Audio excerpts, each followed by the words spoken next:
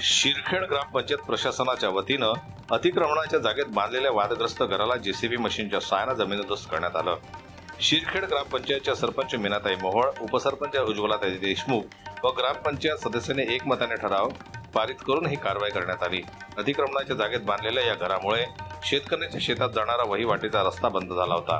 हा रस्ता मोकळा करण्याकरिता शेतकऱ्यांनी ग्रामपंचायत प्रशासनाला विनंती करून आमरण उपोषण देखील केलं होतं। त्या उपोषणाची दखल घेऊन ग्रामपंचायत प्रशासनानं हा निर्णय घेतला।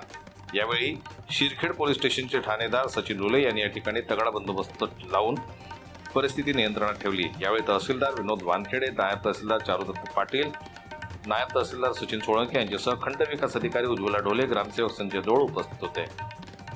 जनमत लाईव्ह न्यूज करता मोर्शीहून सोमेश्वर शहाणे यांची रिपोर्ट।